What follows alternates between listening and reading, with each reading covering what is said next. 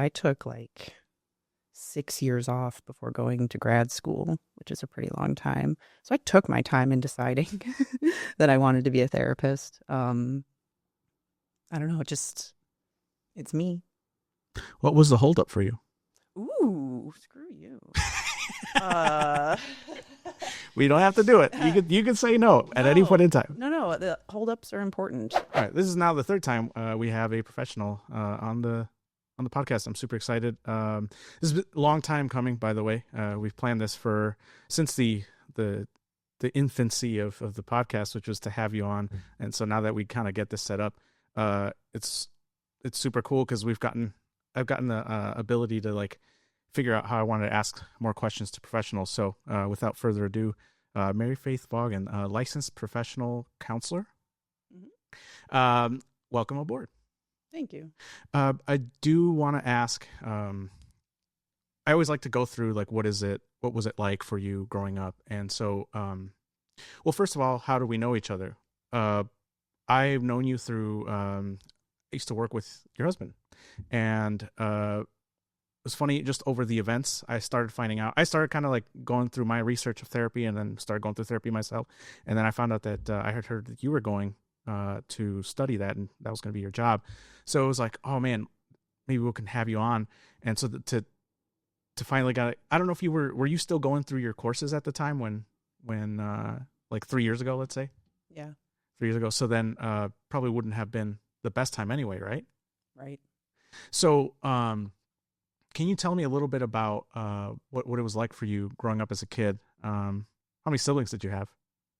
I have one older brother. He's 7 years older, so almost like being an only child. Um, Hmm. my parents got divorced when I was 5. Okay. And with your brother, he was 7 years older than you. So then he would have been how many grades ahead of you? Like I was in middle school when he was going away to college. Okay, yeah. That's a pretty big gap. So then, yeah, you're pretty much an only child. Do you have a lot of memories from when did you guys interact much when you were kids or younger? I've been thinking about that a lot. Some, but I wouldn't say a lot No. because, a 12-year-old doesn't want to hang out with a 5-year-old. So, That's true. So it's interesting. The gap between there's pretty big gaps in my family. So like my oldest brother is 12 years older than me, and then the gap between me and my youngest sister is 9 years. So I actually when she was a kid, like when I was a teenager, she was a kid, like 4 or 5 years old, and I remember being annoyed by her presence. I was like, "Can you like go that way?" Because like as a teenager, you're still like building an identity, and like you want to seem cool around people. At least that's what it was for me. When I had friends over, I'd be like, you're in the way," because she'd want to be involved with everything because she's a kid. She wants to be play and be liked and all that. And so she would run around and be like, "Hey, what do you? Can I do this? Can I join with you?" And be like, "Can you just go upstairs?" And now I regret it looking back at it because I missed out on the years that now she's in that chapter. She's like, "Yeah, I'm busy. I'm hanging out with friends." I'm like, I get it. So for you guys, then it was also like that, right? Like just not. Were they like bad memories? Were there any memories where it's like I don't even want to? You weren't even interacting, or how was it? oh no, I really idolized my brother growing up. He was funny and popular and everything that I wanted to be. And at that age, it's like not another parent, but not exactly a sibling. I don't know. Um, so yeah, I always had a lot of love for my brother. And we were far enough apart that we didn't spend a lot of time together to get on each other's nerves. That makes sense. And it's funny about like the interaction between those because it's a older brother and a younger sibling or a younger sister. Was he like protective of you? Yeah, I guess I remember one time when we were outside my house and a boy had his arm around my waist and he yelled at him. So, Probably good. Probably intimidated him with that big of an age gap. yeah. And then as you guys grow into like into your I guess your middle school years, like what was your friend group like? Like did you have a big friend group or Yeah, luckily friends were not really an issue. Um it does not really, I don't know. I like to be around people. I knew that from a very young age. Like Mm. when my parents or my brother couldn't give me attention, I would go from house to house in the neighborhood just looking for somebody to spend time with. So I've always been attracted to being around other people, not exactly an introvert. So like I was in kindergarten, no, kindercare before I went into school. So I had friends from that going into elementary school and then middle school. You do sports and clubs. So And can I ask you? You can say no. You can say I'm good. What At what point does your parents' divorce happen? uh geez, right around kindergarten. Okay, so it was really early. Do you have memories of what that was like? Like before? Like After? in that time frame, like, because I'll give you an example. I was about 5 years old when my parents divorced. So I would have been kindergarten, preschool, kindergarten, first grade, uh, all the way up to second grade was basically when it was done because that's how long it took. So the memories I have is I remember being with my mom, then being with my dad and mom again, and then being with my mom again. And there was this back and forth. And that's my memory of I didn't know what was happening as a kid. Obviously, I'm just like, oh, now I'm here. And now I'm here. What was there that? Was there like a long period? It was quick. Was it? Okay. Yeah, it was like dad is gone and he has another place to live, and in a week or two we had sleeping bags to go over there. And So you stayed then with your mom, is that right? Mhm. Were you away from your dad for a long time? I mean, I went over there every weekend until I was 18. Okay, so pretty regular. How was your relationship with your parents? When I was younger with my mom, I would say it was difficult. I think I don't know if that's typical for young women and their moms. But yeah, there was pushback and frustration from her. And so like my dad would be my savior sometimes. He never lived too far away. Like if my mom and I got in a fight, I could just go over there. Um, but both my parents were really supportive of like sports, school. Uh, to add to your point about the issue with moms with women, that is what I witnessed from in my family was the particularly I got to see it with my younger sister. There's just a different treatment for the women, it seems. I don't know if that was the case for you guys, but there is just a different, and it ties back to when I really started to connect the dots. It tied back to my mom's mom, so my grandma, and the way she treated her. Mm. And so then there's this subconscious idea of, I don't know, maybe fear of them losing control or not being loved by the women in their life. Seems like that becomes like a theme. And that's what happened for my family was my mom was then being super over, not protect, over like, what do you call it? Like helicopter parent over her versus me. It was very like trusting that like, oh yeah, you're going over there, fine. I never heard no from her. She treated, because she had a better relationship with her dad. So like that happened. And then my sister then picked up on that of like, you treat my brothers differently than you treat me. And then that animosity that you're talking about like it's difficult. There's this animosity that started to build, and this thing that feeds itself of like, now my mom's like, see, it's exactly what I thought it was. This is why I have to watch over her. This is why I have to do all this, because see how she gets. But those caused partially and mostly by that being allowing one thing with one child and not with another. So that was a big, from what I saw. And I can't speak to it 100% because I didn't experience that. I only witnessed like from the outside of what that looked like. And I was like, yeah, no, it does look like that. Because we had a conversation, my younger sister and I, about it. It's like, it does seem that way from what I can see, that there's a difference in treatment here. And so then how long did that last with your mom?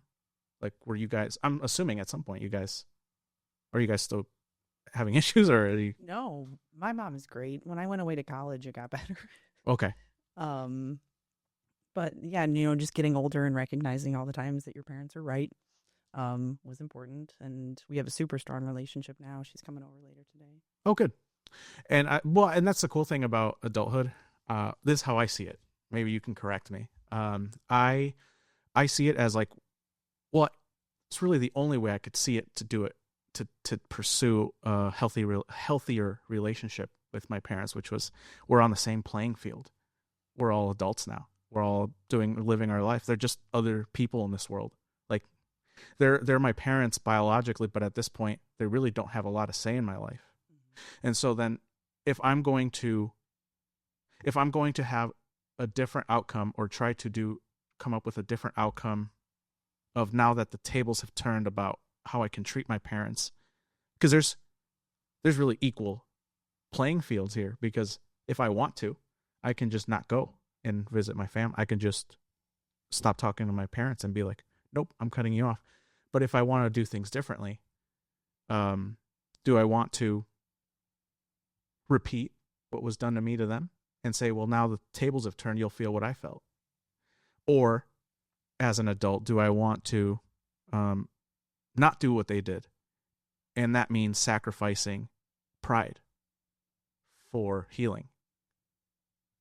So that has been the road for me as an adult, is seeing them, that I have to see them as my equals. Like, you're not raising me anymore. Like, you're still my parent, but you're not raising me anymore. So I can't be like, give me these things because I like love, unconditional love, your attention, your time.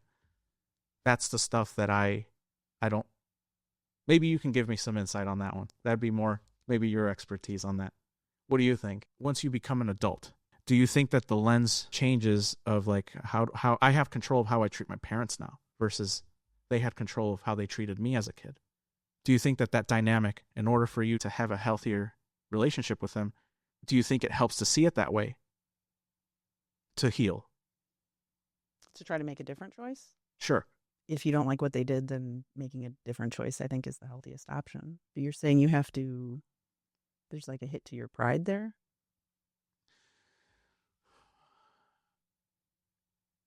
In some ways, there's there was always a sense of an unfairness of like, you were supposed to take care of me, and now you expect things from me when I didn't get things from you.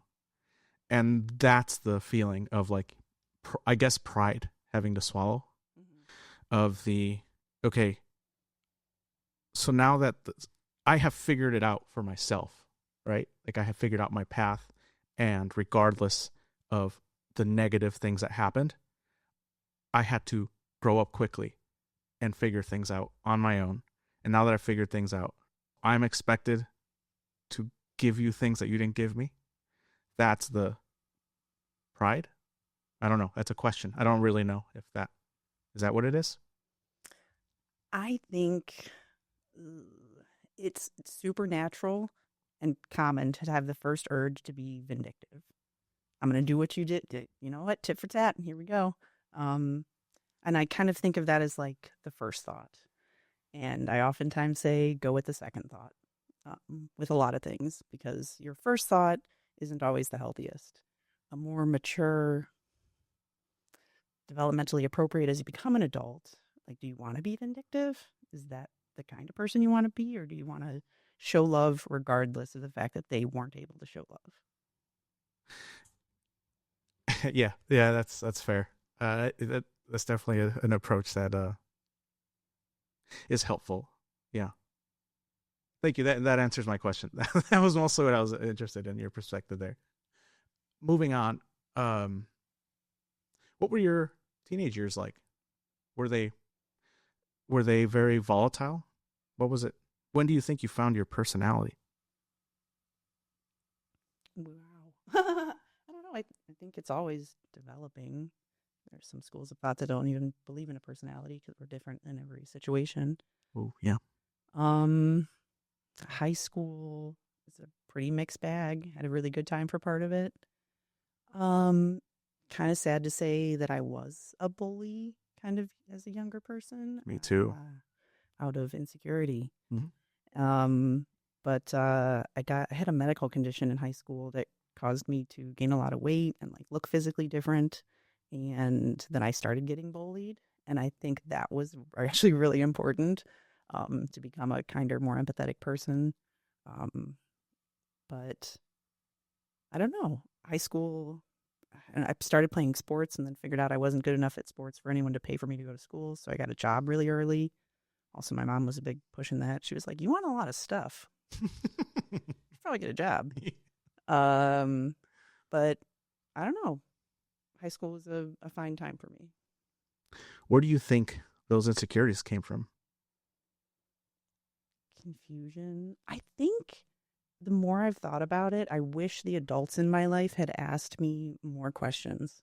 Questions about myself, questions about things I'd done, my thoughts, my experiences. Just like, I wish somebody was curious about me. And Wow. that may be why I chose what I did. Very interesting. That 100% why I was insecure was as like unsupervised. Um, there was a what is it called? Is it a? It's neglect. Yeah. Um, it was neglect. The like I'm just gonna keep you alive is the feeling that I got from both my parents. Is like I just need to keep you alive, and that's my job. And it's like the rest of it is just if I'm around and I have time, we'll talk. If I'm not busy, you'll hear from me. And so there's this feeling of like I am not. It's this subconscious I am not loved or not worthy of love that builds, and that insecurity. It's like so I have to. I don't want to be around people that um that I feel like they are cared for, and so I have to tear them down. There's obviously this isn't what happened. This is not happening consciously. This was just like a. I remember feeling jealous of friends that had, particularly my best friend, who had a really loving, involved mom, and so I picked on him because I didn't have that, and so you can't be above me. You can't feel better than me, because then what does that make me, right? So like that something that I, in hindsight, I look back and I'm like, yeah, it was neglect. Like I didn't get I didn't feel like people were interested in me, 100%, and it impacted my personality for a while. You mentioned the getting bullied part. I got bullied while I was growing up, and why I was a bully is because like I felt small, so I want to make other people feel small so that I don't feel small around them. And that's where it was in reverse for me. It was I was bullied and I became a bully. For you, were you being bullied by people you were friends with or just random people you didn't really know? I remember a lot of things in high school having to do with just rival girls over boys. I have a question, completely sidetracked. How do you think looking I don't know if you have any data on this specific question. It's very random. How do you think what is it like for as your perspective for teenage girls that rivalry that you say that you have because guys have them. I had rivalries with guys too, but like um it's almost like you just have the argument or you just do the thing like I don't like you and this is why. And then if I'd never gotten any fights growing up, but we would just have the argument. Like just say whatever we need to say and I don't talk to you anymore or we're good. Like that's the only option. What are the rivalries like for women? I don't know. Teenagers. It's impossible for me to say now because what I'm going to say is really old. We would have fights on AIM. We would bully and talk crap on AOL Instant Messenger. Goodness, early aughts. So, and then I don't know, you wouldn't even see these people necessarily in school, but we would come hard for each other Yeah. in the AIM. And then the confrontation, of course, women don't do the confrontation. Did you ever have school fights? I was supposed to have a fight. We planned a fight one Scheduled. time. We did, where and when. But my mom pulled me out of school. So I remember being really mad that day because I was supposed to, do something, Yeah. have this come to a resolution. And she pulled me out. And but so that's actually the wise thing to do, I think, as a mom. Yeah. You don't need to do this. This is dumb. But so no, I never got into a physical fight until I was in college. Oh, college years. Yeah. The early 20s for me were my most volatile years. Uh, it didn't help that I became a Marine when I was 19. And then I thought that I was like invincible and like above everybody else because like I'm the 1%. Whatever that means. Alcohol did that for me. Yeah. With how long were you in college? 4 years. 4 years. Did you find yourself like getting into fights throughout your tenure there, or were you just in the beginning, like your freshman year or sophomore year? No, it was later than that. So when I could actually go into bars, there's something about me and drinking and being in a social situation where I'll just like find somebody and I'm like, you're it. Like, I don't like you. Yes. Oh, I got you. What do you think that is? Like, where does that come from? I don't know. I get really judgmental when I drink, and I try to really not be. That's the second thought thing. My first thought is be judgmental. The second thought is, what are you doing? There's no point in this. Don't waste your time. Judgment. This is my perspective. Judgment for me, because I come from a very judgmental family. We will literally make fun of. We will sit. This is actual like how family interactions go. Typically, is we watch a show of people who have very messed up lives on TLC, and then we go and we make fun of how their lives suck, and like like like that would never be me. That's crazy. And then we have like terrible history as well as a family, and we'll just sit and criticize other families because it makes sense if you think about it. Like, if I can just put judgment off on other people, I don't have to judge myself for the stuff I've done. That's how I've intellectualized it, is because if I pass judgment on other people, I don't have to look at myself. And that comes from the self-conscious, the insecurities that we were talking about earlier. My opinion. What do you think? I think a lot of behavior is driven by people wanting to feel better than someone else. I agree. I just don't want to feel my stuff. You know? I don't want to feel my pain. I don't want to feel my, what do you call it? Trauma. And so then I'll judge somebody else. I'll say how bad they are because then I'll feel better that I'm not as bad as I thought. That's always what it is. It's like, it's not as bad as, see, I'm not like them. That's what it is when the judgment happens. See, like, it's not that bad. I'm not that bad because look at them. Look at those guys. As if like all things are on equal playing grounds. Like, so another thing that's changed for me is the viewpoint of, there was levels of trauma for me before. It was very black and white. It was, my life is harder than yours. That's how I used to see it, is like, because you came from a family that had money and I didn't. So therefore, my life has been harder. And there's always this competition if I had it harder than you. And I don't know how you might, maybe you can give me more information, but the way that I've noticed it to be now is trauma can still be equally as painful to somebody that didn't go through it the way you did. Money doesn't make a healthy childhood. So like, I used to see it as that, like of, you had money and therefore your life was easier. Not true. Because were your parents around? But did you feel loved? Because at the end of the day, love seems to be the currency, the real currency anyway. Because if you don't feel loved and you have all the money in the world, I'm going off topic. I've heard a celebrity say this, that like once you hit this really high, like the highest of highs, the cliff top, it's similar to rock bottom, where it's like, I don't feel any, like I have everything I have, but like inside, I don't feel anything. Mm-hmm. And so it's almost like rock bottom in that way, where it's like, no matter what I attain, I'm not satisfied. What do you think about all that? Like growing up and like experiencing judgment of how the levels of trauma, is there trauma greater than others? That's a tricky question. Um, so there are certain events that children can go through.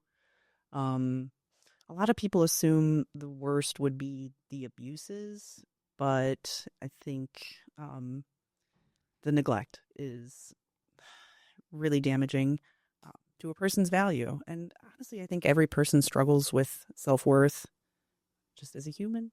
Um, but my big thing with trauma that I want people to know is that it's not like people respond differently to the same trauma because of how they're supported afterwards. So, like, if somebody experiences like a sexual assault as a child, then if they go and tell no one, then that's the trauma, that there wasn't an adult in their life that they could trust. Or if they go and tell someone and then the adult does nothing to protect them, I mean, that anything like that is going to, trauma is shattering your view either of the world or yourself. So you get assaulted, the world isn't safe. I can't trust people. Or they turn it inwards. I did something wrong. I deserve this. But if there are supports afterwards, a person is less likely to carry that trauma in that same weight throughout the rest of their life. It was the second thing you said. The way that it showed up for me was that did I deserve it?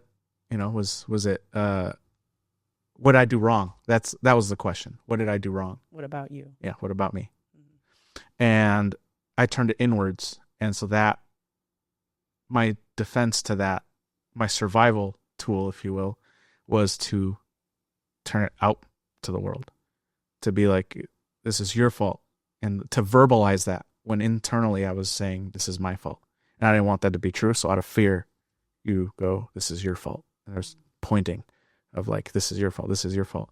And at the end of the day, this is the way the view of my parents have shifted too. The way I used to see it out of anger, my therapist says this all the time.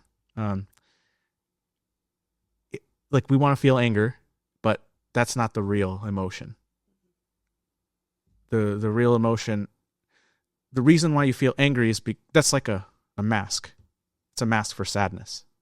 Like, really what it is you're sad, as you're hurt, you're whatever it is that involves that emotion, but it's really sadness masked, because anger is a self-defense, like a protection, like a wall, so that you don't have to feel those things, the sadness, the hurt, the betrayal, whatever, neglect that you felt. And that's what it was for me. So I externalized it. And so during my teenage years specifically, and into my adult years, there was that projection of a lot of anger. My younger sister actually gave me a review of what I was like as a young adult in my late teens, because she got to see me. She was already like in her like early preteens by the time I was like an adult, about to be like 18, 19 years old. So she got to see and remember how I was then. She told me, you used to be very angry, like all the time. Just seems like you were just defensive, super defensive. Nobody could tell you anything. Like everything you couldn't be wrong. And that happened for me because it was a projection of, I don't want it to, internally, I fear that this is me. I don't want it to be, so I say it's everybody else. And that's how I externalized it. And that's why my young adult years were so volatile, because I was angry, really sad, but I was using anger to protect myself. Yeah, I think people have kind of core emotions that they just naturally go back to. So a lot of people, anger is acceptable in our society. Sadness is much less acceptable. So, and especially for men. Why do you think that is? Oof. Oh my goodness. If people could sit with uncomfortable emotions, we'd all be a lot better off. But I think a lot of efforts are put into not sitting with uncomfortable emotions. It is uncomfortable. When I went through therapy, in fact, it was so uncomfortable. It was so uncomfortable that I didn't know I felt certain things. I didn't know, because it's subconscious. There were a lot of things that to bring into the conscious took so much effort. It's been 3 years since I've been in therapy, and only now are certain things coming to me, like a feeling of, this is how I act. This is the real emotion that I've been blocking. And it's so dug deep that it took that long for me to access, like, oh, actually, this is what I really felt. And it was like, what is this? I remember telling my therapist, and maybe you can talk about EMDR a little bit. If I don't know if you're familiar with, or have you used it, or aware of it. I am familiar with it. I'm not a practitioner. Okay. Well, my therapist, when we went through the EMDR, which is I forget what it stands for. It's like something rapid movement, something rapid movement. I forget, but it was essentially like you have to. It can be done in different ways from what I understand, but the way that it's done for me is I look at a specific point. Like I focus my sight on a specific point, and then I have the like vibrating motors that I hold on my left and my right hand.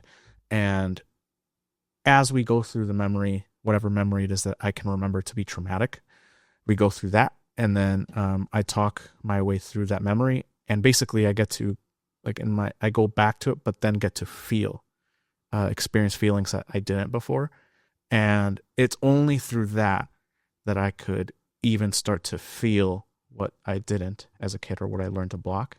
Mm-hmm. And that's how deep it was for me, where it was so ingrained. It was so uncomfortable that I can't even access it consciously. I was blown away by that. Have you experienced anything like that, where it's like people's like, I didn't even know like that was there? I had not in session with me. Okay. But I had someone who had to do a work training, and they had to watch a video about keeping kids safe, and it detailed some things about childhood abuse. And in that video, while watching that video, in their 40s, found out that they had been abused, and so came into sessions, a couple days later with. Oh yeah, I didn't even think of that. Well, then there's got to be like multiple layers to that of, so this happened to me. Would that be subconscious? Like you felt something was off, but couldn't put words to it? Yeah. I wouldn't call that necessarily subconscious, but just not having the words for it, or recognizing how wrong, I suppose. Yeah. There's I could see why, in finding out in therapy too, just because in there you have to go home with that for a while. And then that was one of the things, I'll get to that later because I'm jumping. What do you think? Was there an event? You mentioned earlier that there was something that this is maybe why I wanted to go into this line of work. Was there a specific event that did that for you, or was it just a collection of events where it's like, what made you want to do this? A collection of events. I started therapy when I was 6, so I had a lot of experience with therapy. I haven't been in it my entire life, but I've had different therapists throughout my life, and some of them were really helpful. And I could never put my finger on exactly what they did. There wasn't like an intervention. Like EMDR is really clear what's happening. Mm-hmm. But for other things, I don't know, it's not exactly clear what the therapist is doing. But I don't know, I had good therapists, and recognized or heard from others that I was a good listener, and I knew that I was interested in people, and I wanted to help. I wanted to help people the way I was helped, because it was really important.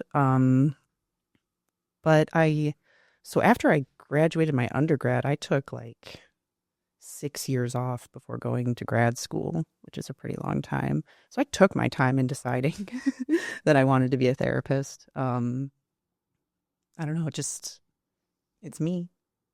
What was the holdup for you? Ooh, screw you. We don't have to do it. You can say no at any point in time. No, the holdups are important. Fear.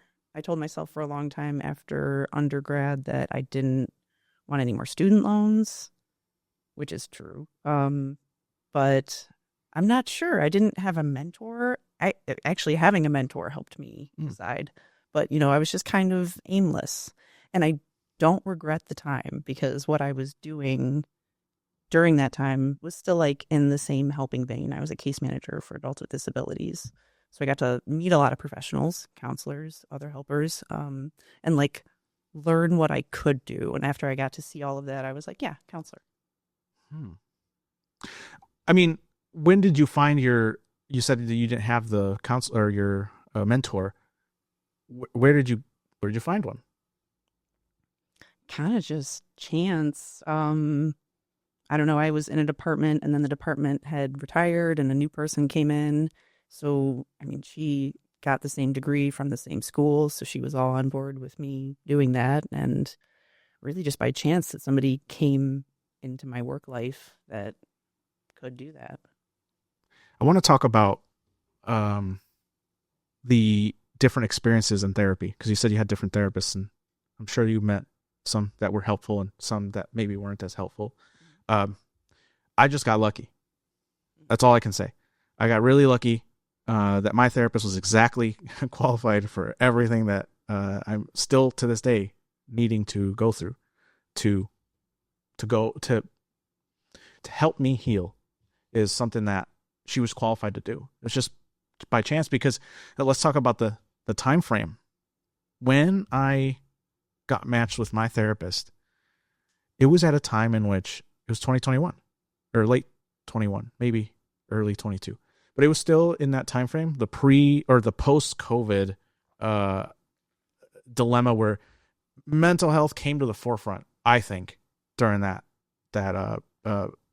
pandemic, where the entire world kind of had to sit at home with whoever they picked to live their lives with, their families, their kids. They had to like sit with them for an extended period of time. And that was enough for people to realize that I was doing work was an escape for me, or maybe there was stuff that was not dealt with on both sides that it was easy to avoid when we're distracted by work and all this other stuff. But then it seems like when everyone came back together and had to sit at the same table and share all their thoughts, and they couldn't share them with coworkers and couldn't share them with other friends, and then it was like, oh, actually, we have a lot of issues. Mm-hmm. And then that seemed to be like, because I myself was going through a breakup at that time in that debacle, and it was just lack of therapists, lack of couples counselors, like just them booked out for months. And it just that was the time period where it's like everyone kind of started, okay, we need to do something, right? Something's going on. And I think that from friends that I've talked to that have gone to therapy and didn't have great experiences, there was this, even with my own mom, that like she had bad experience with therapy. It's like, I think that it's not that, because a lot of times they lose faith in therapy when they have a bad experience, and I don't blame them because I am being vulnerable enough to say I need help, and then I go and I search for help not knowing what kind of help I need, and then I find out that I'm not with a therapist that's a good match for me for what I need. I end up hating therapy now, right? Like I saw that happen with my own family. What do you think? My theory is that it's not to do with therapy doesn't work. Rather, there are different forms of therapy. What do you think? Yeah, I mean, if you're not familiar with the different modalities, you could land yourself with the wrong therapist. And I don't expect people to be. But therapists are as different as every other human. We're not like taught to all respond the same way. You could ask 10 therapists the same question and they will give you at least 7 different answers. So it's kind of frustrating because it's like psychotropic medication in that sometimes you got to try a couple different ones. And I know that it's frustrating, but the point is to continue because it's for the better of you. To throw your hands up is easy. Well, first one didn't work. Guess not. Guess I won't do that. But I don't know. Fair point. To throw your hands up is easy. Because you could say, all right, I tried Yeah. Not doing it anymore. Doesn't work. Mm-hmm. And that's what I see happen a lot. For me, I could have quit too from the couples counselor experience. Mm-hmm. But the guy, unfortunately, that we had for the couples counselor was inexperienced. He didn't have his, he didn't even have he wasn't licensed yet. He was working on his hours. Mm-hmm. So, which by the way, I think of that guy every now and again. I hope we didn't ruin him. That's how I see it. Because it was rough. He had a rough ride. All the stuff that couples counseling has to be very rough on the person, the therapist, because you're dealing with two. Mm-hmm. Like it's not just the one person, which is already, I'm sure, difficult enough, but you have two things happening. I think of them as two nuclear explosions going off at the same time, and you have to like contain that. I don't know. Do you have any experience with? Have you talked to any couples counselors? Have you done couples counseling? I've done a little bit of couples counseling, not a lot. The important thing in couples counseling is that you're not any one person's therapist. You are the therapist for the relationship. So you don't have buy-in one way or the other. That's really important. I think some couples therapists forget that. But I actually think it's more interesting. Or I don't know, it's more going on. So it's more to keep track of, which could be overwhelming. But I don't know, you're just holding people's stories. A lot of times it's facilitating conversations between couples, healthy conversations. And maybe not, because it's funny you said that, because I literally realized, as you said, the important part is that you're not the individual therapist for the either person. And I think that's what the guy that we had that was getting his hours fell into. And he was kind of like, I don't know if it was bias. Maybe it was bias because I don't know if it was because he's a guy. And he kind of like sided with me. And it created this like feeling of resentment of like, you're not even talking to me, right? From my ex was like, you're not. And I picked up on that. And I was like, hey, I don't think she's being listened to, and she's anti-confrontational, so she's not going to say it. So maybe you can ask her some stuff. And I kind of felt bad saying that to him because I'm like, I don't know if that's the right thing, but it just feels, like it did feel like that was, should there be bias? I remember feeling that way of like, should you be lenient towards one side or the other? Am I right? Because then that creates that, like, is she wrong and I'm right? Mm-hmm. It was never about right and wrong. It's about how you make people feel. So, yeah. So that was something that I experienced. And so funny you mentioned that you're not, the goal is not to be biased to one side or the other, but rather the relationship. So how do you even balance it? Just like you do in individual therapy, you figure out what their strengths and needs are, what their values are, and are you living in line with that?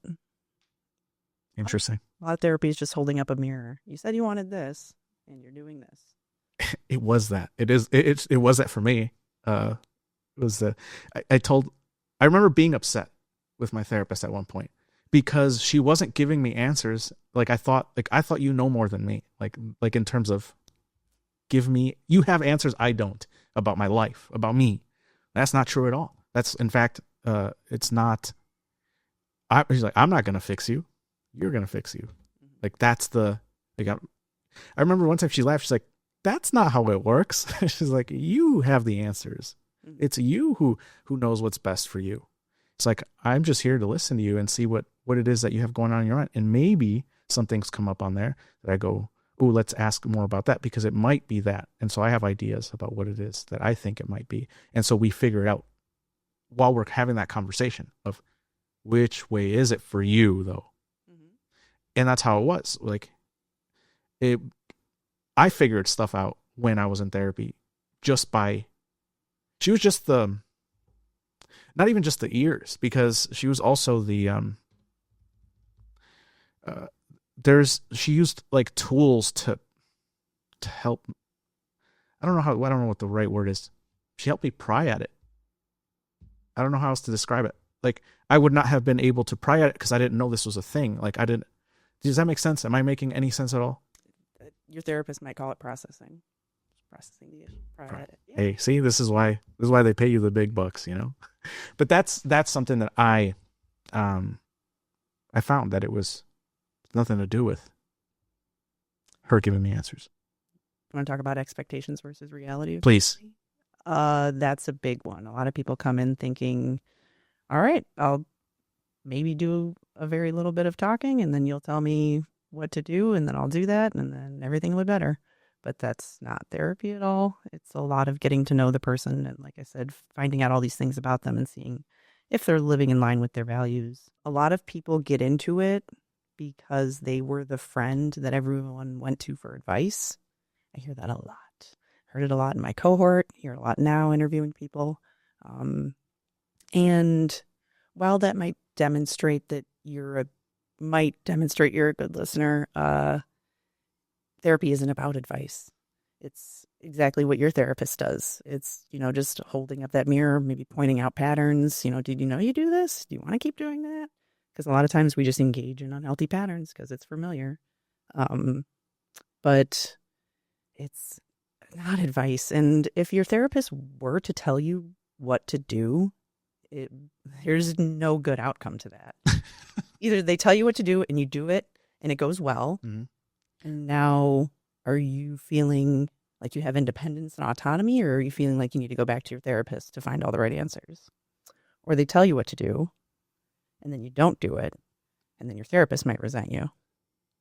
A lot of therapists that give advice feel resentment when the client chooses to do what they were going to do anyways. So advice is just kind of messy. Of course. It makes sense when you say it.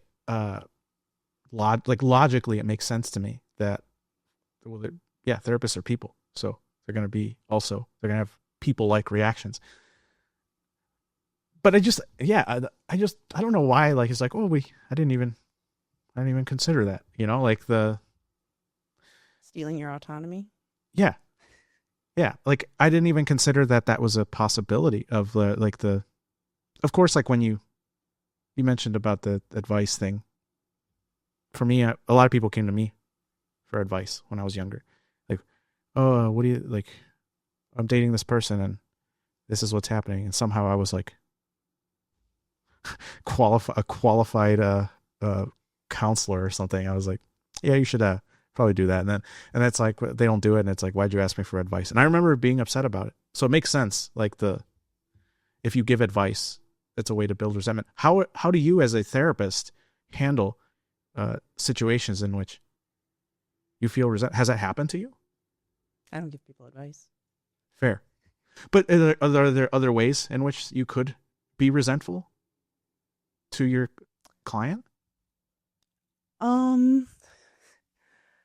I have caught myself, I don't know. Like I said, people have patterns. So sometimes when someone's on an upward trajectory and then they slip back down for like a second, I'm like, damn. But then like throughout the conversation or like throughout, I don't know, the next couple of sessions, like, I don't know, life just does this. So ebb and flow. Yeah. For a second you're like, damn, like it's nice when life is going well, obviously, but I'm here because it doesn't always go well. So, but resentment, no, I learned that people are going to do what they're going to do. So for me to have any skin in the game is just going to hurt me. And so I just took my skin out of the game pretty early on. Speaking of expectations versus reality, can we talk about boundary setting in therapy and sessions? Because it was something that I still I said this to you before. To some extent, I'm very, what's the word? I'm torn about how I feel about it. I can't, if I see you in public, right? There's a rule for therapists. And this is one of the first things my therapist told me is when, like I can't tell you about my life. Like that's boundary. Like you're not, my job here is not to what's the word? To form like a bond, right? Like a trauma bond of like, you helped me and so now I need you type thing. That was a thing. Then it was, if I see you in public, you'd have to say hello to me first. Um, for me, I'm like, but doesn't that remove the human element? And I said this to you. Maybe you could tell me something about it. I was like, that just feels like mass punishment to be like, well, that at some point somebody used that against them, a therapist, and so then it became a rule. Is that more for legal purposes? Like, for me, it just feels like I don't know. I feel like it just removes that human element out of. But can you tell me about boundaries for therapy? Yeah, I mean, the one you're specifically speaking about is confidentiality. Yep. No one's supposed to know that you're the client of any therapist unless you want to tell them. So your therapist would be outing you in being the first one to address you out in public, because then it leaves anybody else around you to be like, who's that? Yeah. And now you have to explain. Therapy is odd, and that is, I don't know of very many other like one-way relationships. There probably are a lot, but like most relationships are reciprocal, and therapy is not. So I could understand why that is uncomfortable or unnatural. Mm-hmm. It certainly is. You know what it is? It makes me sad. For me, where it's like, but this is my perspective, and I understand that life is not black and white. But my perspective is that, like, you helped me, so why would I want, like, how can I pretend that, like, I just don't know you? Like, is that what I'm supposed to do? You can say hi to her, but you're sad that she can't say it back. Yeah, she can't like initiate it. Like, it can't be natural both ways. Like, for me, what I call natural, which is you see me, I didn't see you, and you go, hey, from across let's say you're like, I don't know, at a park somewhere, and you see me and I didn't see you, right? Like, and you're just like, is it empathy? Maybe it's empathy. It's like, so you don't you feel sad that you can't say hello? I don't know. I feel very weird about that. I don't know why. I'm not sure what it is, actually, now that I think about it. I don't know why it bugs me.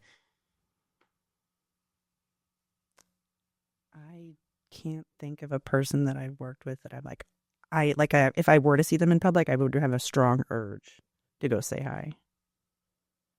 So I don't know about the relationship right with your therapist. So then okay. Oh, I have a question. I probably know the answer because it's a human question. When you have, there are clients obviously that I'm sure you like, and clients that you don't like, right? Like and don't like. Yeah. There are people who have struggles that are harder to hear, or they might be more resistant, more stuck, but like and don't like.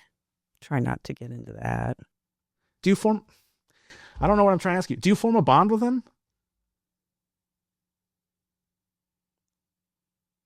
I don't know why that's so hard to answer. A working bond. That's a hard question for me to ask. I don't know why, but yeah. Not a personal bond. Right. It's like a coworker. We're working. It's like a coworker. Okay, yeah, that makes sense. We're working on something. It's not. It's a coworker. That's what it is. Okay. Yeah. It's because I didn't know what it was. That's what it is. Where does it fall? Where do I categorize it? Because I want to put it somewhere. That's what it is. I want to put the relationship somewhere. I want to go, this is that. And, there are circles of relationships, like nuclear family and then extended family and then out into community. That I would consider that like a coworker is how I view that relationship. Interesting. Okay. Well, there's that to think about for me later. What do you think? What do you think you've learned as a therapist? Like, what did you think it was going to be like versus expectations versus reality, I guess we could say, for the job? I think a lot of people that want to become therapists assume that everyone who's coming into therapy wants to be really active and know exactly what they're working on. And there's just a lot more ambiguity. And frankly, like forming the relationship and information gathering takes a lot longer than I would have thought. Like, You only talk to somebody for an hour a week. So I don't know. Even at 6 months, I don't feel like I know people. And you can always hide things from your therapist. I don't know. I thought it would be coming with a problem, there are these things, and then I don't know, and then they feel a little better. But it's a lot more about allowing the person to recognize that they have value, and that takes hours and hours and curiosity. And really not, I was going to say collect stories, but I'm not collecting stories, but I'm interested in the human experience. So all the different stories are interesting to me. I think some therapists lose interest when they're like, well, I thought it was problem solution. And it can be at times, but a lot less than I think some people assume. You can hide things from your therapist for sure. And a lot of times for me, not even intentionally, you can hide things from therapists. EMDR helped me like unlock certain memories that I didn't remember, or rather, what's the word? Blocked partially. And so I didn't have full access to them. And so there's things that is like, oh, there's more to that story, right? Like that I just blocked because that's when it got harder, or it got difficult to feel things there because it was very sensitive. So, not even intentionally, but that stuff can definitely come up later in for me, years. It was years where certain memories were like, I told it in a very specific way, but then as years went on, we worked on it, more and more starts coming out of it. And so it can happen, not even intentionally, but it's certainly intentionally too, because I don't want you to judge me. There's always that fear too of I don't want you to judge me. There's also expectations versus reality from people coming in too. Like mentioned it briefly about this is what I thought. Funny looking back at it now. I thought, I'm going to go in therapy. Give me like a year. I'll be good. Like they'll give me the answers. They'll be like, you were wrong here. Fix this, and you'll be good. Like that's how I walked into therapy thinking. You just give me the answers that I don't have because you have the knowledge. You did the studies. You know information I don't have access to. Nope, not that at all. And there isn't a black and white way, I don't think, right? Do you come up with like things you want to know? Like, is there a formula for you? Or do you just go where they go in conversations? That's a really good question. Because I'm a non-directive therapist, it's go where they go. I think it's important to have a direction, some questions ready in case the client doesn't have anything or there's a lull in the conversation. You have things that you're interested to know, whether it's different life areas or things that you addressed the last time you spoke. But yeah, with non-directive, you assume, because the answers are within you, that whatever is important will come out from you. Mm-hmm. Which I felt like it did. Certain things I didn't know were important till later, but that came out. That's one of those things where I told you, where it just, with the story, just filled in over time, and then realized those were important, but not consciously aware. What I was consciously aware of, because I think there came a point and this is where we could get into the different kinds of therapy, like what kinds of therapy exist, and when maybe it's time to, if they can't, I'm assuming therapists also do this, where it's like, if you feel that something is beyond your scope of expertise, you go, I recommend you to this person. Mm-hmm. Is that what happens? Yeah, you were just making me really want to specify that I'm like a generalist. I don't have any specific like EMDR certifications, mm-hmm. anything like that. I'm like a primary care physician. I see the whole gambit. Is that how do you feel about that? Is that more difficult that way, do you think? You can't know everything. Right. It would be, I think, easier, maybe better to have a specific niche. But I'm not there yet, honestly. Nothing has like grabbed my attention where I'm like, yes, I want to go into eating disorders, or I want to go into, I don't know, somatic work. really, I like the variance I get in getting to talk to a whole bunch of different people with a lot of different struggles. See, I was just about to ask you, this is what happens with me. I have like 3 questions that pop up at the same time, and then I forget all of them. so one of them had to do with, here it is. What do you do to not take that home? Like, because we talk about not bringing work home with you. That's something I've heard for the longest time, but you deal with specifically in a field where you listen to things that are all levels of the spectrum of trauma, and you listen to every kind of person from all walks of life.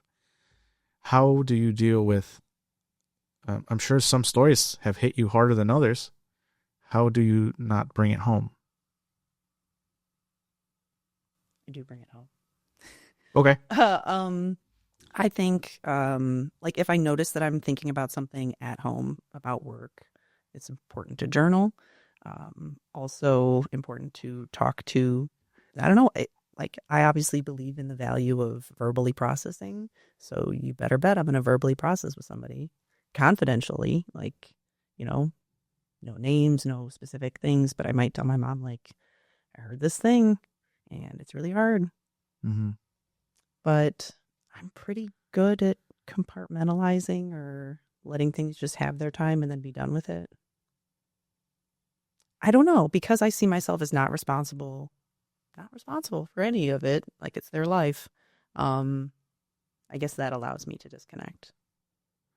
Do you think therapists should have therapists? Absolutely. There are too many professionals who don't know what it's like.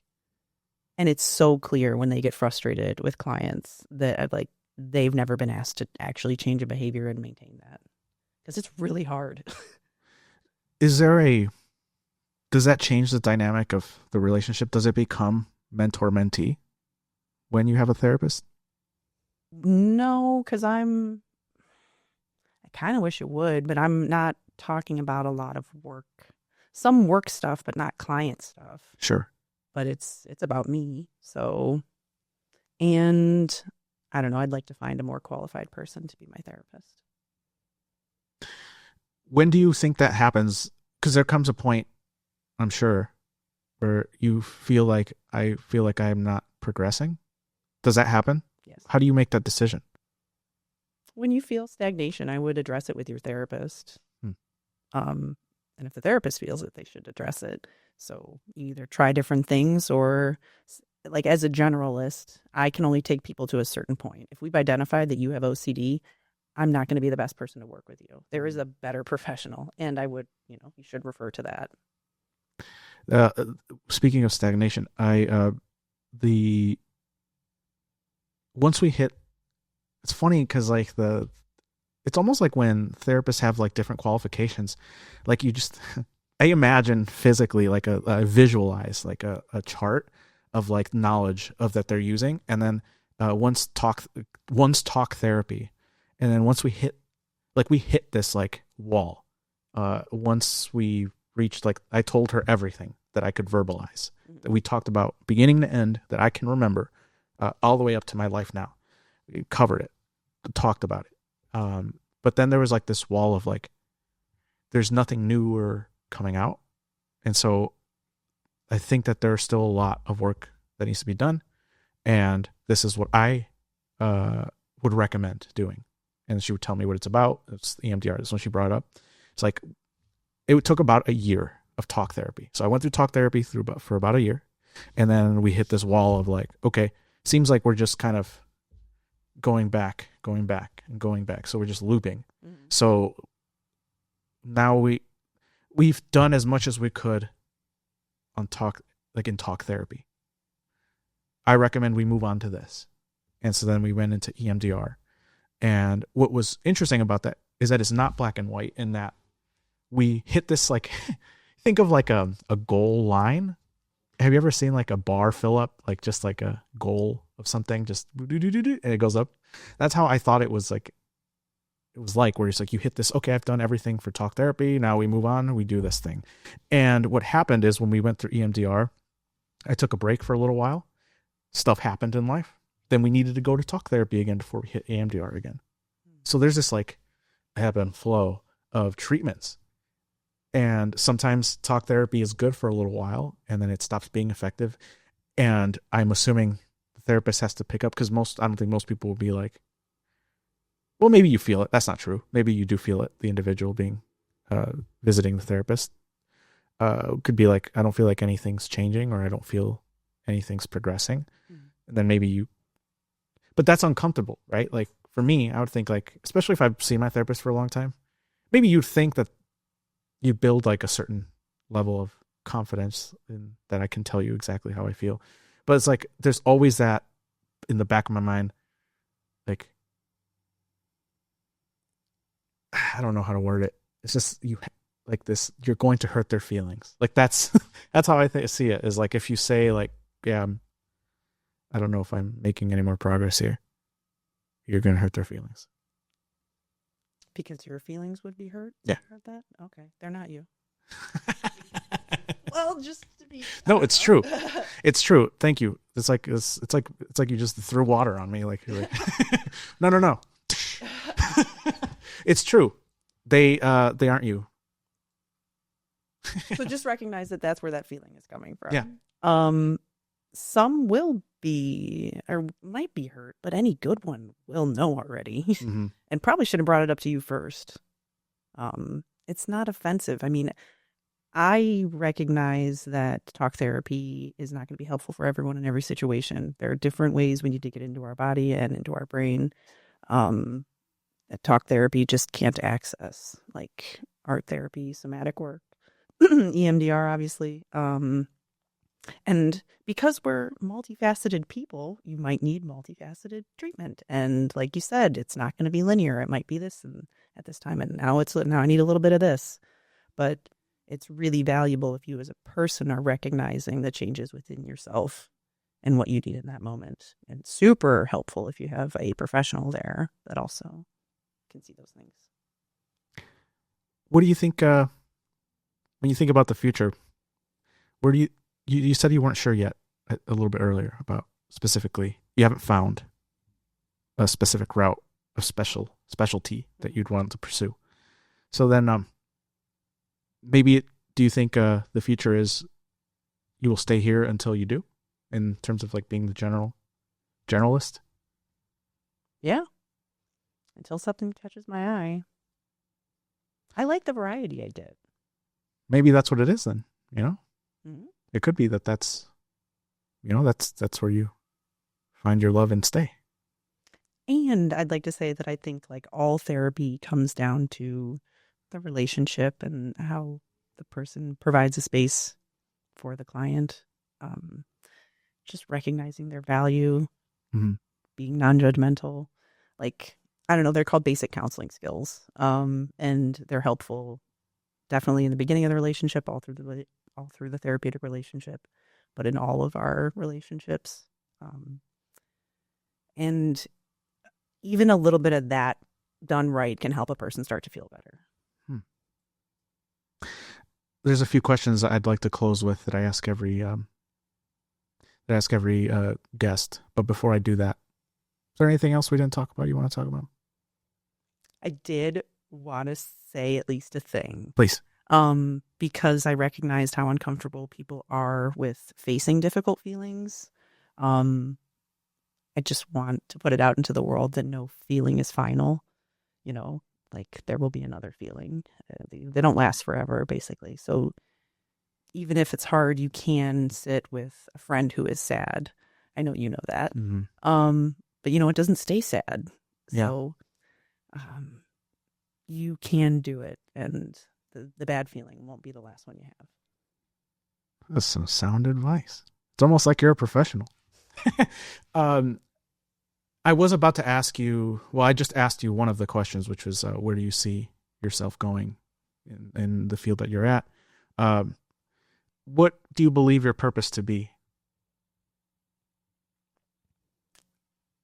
To help others feel valued and seen. If you could speak to your childhood self, what would you say?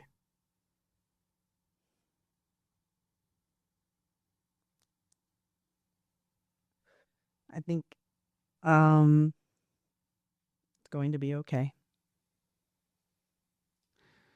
Thank you so much for joining us. This was really fun. There was a lot of stuff that I don't even think we even discussed about having conversations about, but it's how it goes, I think. That's why I try not to write too much about in my head, because I do remember certain points. But thank you so much for your time and your knowledge and and your help for others. I appreciate it. Thank you for doing this, Josh. You're Thank you. fantastic. I try.